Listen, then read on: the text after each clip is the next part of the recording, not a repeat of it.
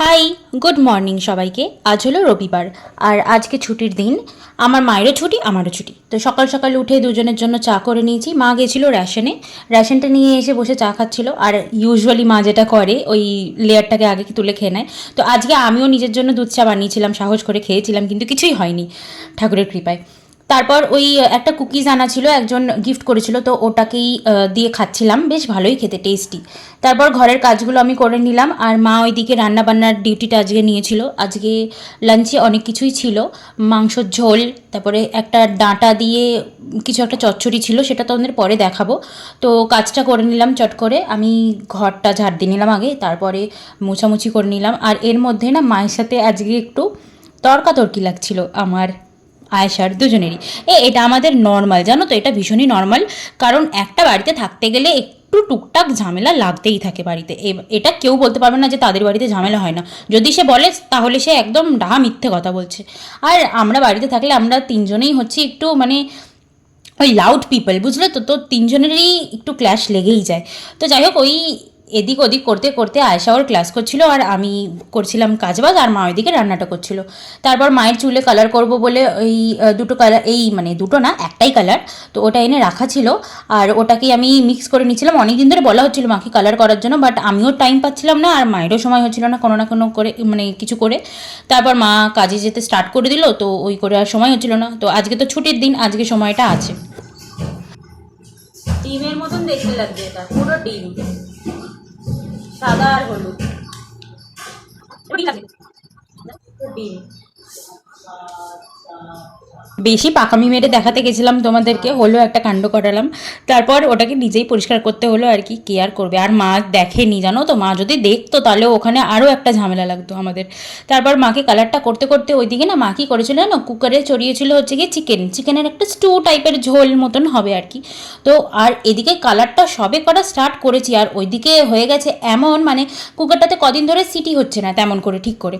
তো ওই জন্য আমি মাকে বলছিলাম যে একটু সাবধানে করো, সাবধানে করবো। এবার তার মধ্যে জলটা একটু পরিমাণে হয়তো বেশি দিয়ে ফেলেছিল। আর কুকার তো সেই কি হবে, মানে বাস্ট হয়নি, বাট সে কি অবস্থা করেছে, সিটি এমন দিতে শুরু করেছে যে চারিদিকে ছড়িয়ে গেছে। আর আমাদের নতুন কিচেনটা সবে কালার হয়েছে আর নতুন টাইলসেরও কাজগুলো হয়েছে। তো সাদা সাদাই আমরা চয়েস করেছি, সব পুরোটা সাদার মধ্যেই হয়েছে যেমন দেখছো তোমরা। আর দেখো এখনও অনেক কাজ বাকিও আছে যদিও, কিন্তু তাও রঙটা নতুনই হয়েছে। আর সে তো হলুদ ঝোল ছিটকে গিয়ে কি অবস্থা হয়েছে, সেটাকেই আমি একদম স্ল্যাপের ওপর চড়ে গিয়ে মুছছিলাম আর দেখাচ্ছিলাম যে কি অবস্থা হয়েছে, একদম খারাপ লাগছে দেখতে। কিন্তু যাই হোক, ওটা একটু এখন সেটেল ডাউন হয়ে গেছে, কিন্তু অসুবিধার কোনো কিছু নেই, কারণ এখান দিয়ে তো কাবার্ড বসে যাবে পরে, তো অসুবিধা কিছু হবে না। তারপর ধানিকে আজকে অনেক দিন বাদে স্নান করাচ্ছিলাম। আমি এখন কি করি বলো তো, ওই শাওয়ারটাকে অন করে দিই আর ওকে ওর তলায় রেখে দিই। ও অনেক মজা করে করে স্নান করে, সেই বৃষ্টির মধ্যে পাখিরা যেমন ভেজে না, তো ও ওই মজাটা নিয়ে নিয়েই স্নানটা করে। আর ও স্নান করতে খুব পছন্দ করে, কিন্তু বৃষ্টির কারণে রোজ ওকে স্নান করানো হয় না। তো যাই হোক, আজকে লাঞ্চে ছিল মাংসের একদম লাল লাল মতন ঝোল, স্টুয়ের কাইন্ড অফই। আমরা মাংসটা যখন করি, চিকেন হোক মাটন হোক, সেটা আমরা কুকারেই করি, আমাদের একটু ওই ওরকম টাইপেরই ভালো লাগে খেতে। তারপর এটা হচ্ছে ফুলকপির ডাঁটা দিয়ে আলু দিয়ে চচ্চড়ি ছিল, আর এটা ভাত। আর তার নিচে রাখা ছিল হচ্ছে মাছের ঝোল। মাছটা না অ্যাকচুয়ালি পরের দিনের জন্যই করা হয়েছিল, আমার মা আসলে চিকেনটা খায়ও না, তো ওর জন্যই করা হয়েছিল। 3:30 বাজে এখন। এতক্ষণ লাইভ করছিলাম, একটুখানি ফেসবুকে একটু লাইভ এলাম। ফেসবুকটার রিচটা এতটা ডাউন, মানে ফেসবুক পেজটা দিচ্ছে, এখানে আমি মেকআপের ভিডিও দিই, ওইখানটার কথা, ওই পেজটার কথা বলছি। তো ওখানে রিচটা এতটা ডাউন যে ওখানে ভিউজও হয় না আর রিচই হয় না ওখানে। মানে আমি জানি না কেন এতটা ডাউন চলছে পেজটা। ওখানে সবথেকে বেশি ফলোয়ার্স আছে আমার, মানে ইউটিউব, ইনস্টাগ্রাম, ফেসবুক আর একটা পেজ মিলিয়ে ওইখানে সবথেকে বেশি ফলোয়ার্স আছে আমার। তো ওখানে যে রিচটা সবথেকে বেশি ডাউন, কিছু একটা প্রবলেম হয়েছে মেবি। তো ওখানে লাইভটা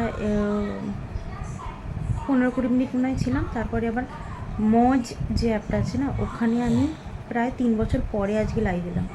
ওখানে বেশ অনেকক্ষণ ছিলাম লাইভে, কথা হলো 2-3 জনের সাথে। তারপরে এই এসে একটু শুনলাম। এখন 3:30 বাজে, 3:35 বাজে এখন। তো এখন একটু ভাবছি ঘুমাবো, যদি ঘুম আসে। আর ঘুম আসারই কথা, কালকে ভোর 4টে অবধি আমি জেগেইছিলাম। তো এখন একটু ঘুমিয়ে নিই, আবার রাতে তো সেই ঘুম আসবে না, দেরি হবে ঘুমাতে। তো এখন ঘুমাই, উঠে তারপরে মা নাক ডাকছে, উঠে তারপরে চা যখন করবো তখন দেখা হবে। সন্ধেবেলায় চা নিয়ে বসে পড়েছি। এখানে যে 3টে চা দেখতে পাচ্ছ, এর মধ্যে লাল চাটা হচ্ছে আমার ছিল, আর দুধ চা দুটো ছিল হচ্ছে কি মায়ের, আর তার সাথে ছিল নিচে আমাদের একটা দিদা ভাড়া থাকেন, তো উনি ডেলি আসেন, মায়ের সাথে গল্প করেন সন্ধেবেলাটাতে, আর একটু টিভি দেখে দুজনে মিলে, তো দুজনেরই টাইমটা স্পেন্ড হয়ে যায়।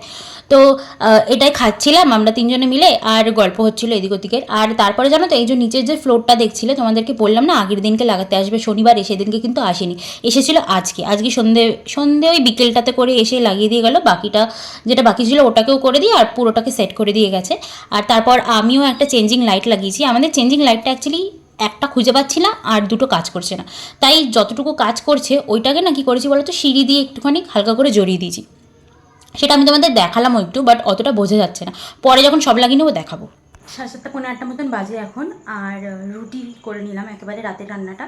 চিকেনের ঝোল আছে, তাই জন্য শুধু রুটিটাই বাকি ছিল, তো ওটা করে নিলাম। আর এখন দেখো এটা পরে নিয়েছি, এইটা পরে নিয়েছি, এই যে এর নিচে এই যে হাফ প্যান্ট পরে আছি। হ্যাঁ, লম্বা প্যান্ট আর পরবো না, তাই কারণ কোথাও বেরোচ্ছি না, ভিডিও করতে বসবো, তো একটা জামা পরে নিলাম। আর আজকে কথা তো ছিল যে 3-4টে ভিডিও বানাবো, এবার জানি না কতগুলো বানাতে পারবো। একটা ট্রানজিশন করব, আর কটা কী করবো জানি না, দেখা যাক। সেট আপটা তোমাদের দেখাই, চলো। এইখানটাতে এখন করছি, এটা ব্যাকগ্রাউন্ড, এখানটাতে মানে মাসি আছে।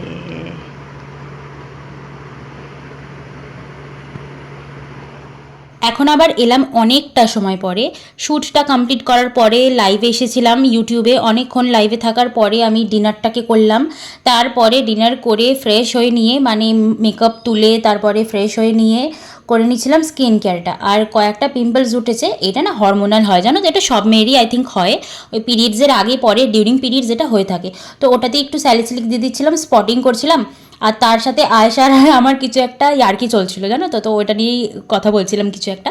তো আমাদের তো এইসব চলতেই থাকে, একটা টাইমে ঝামেলা হয়, একটা টাইমে ইয়ার্কি চলে, এই নিয়েই আমাদের দিনটা কেটে যায়।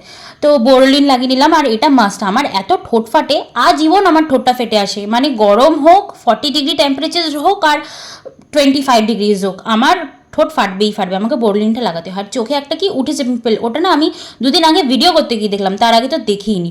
যাই হোক, একটা নতুন এই এটা হচ্ছে কি নায়াসিরামাইড একটা ময়শ্চারাইজার, তো এটা একটা কিছুর সাথে না ফ্রি এসেছিলো, জানো তো, তো ওটাকে একটুখানি অ্যাপ্লাই করেছিলাম ভালো করে ময়শ্চারাইজার।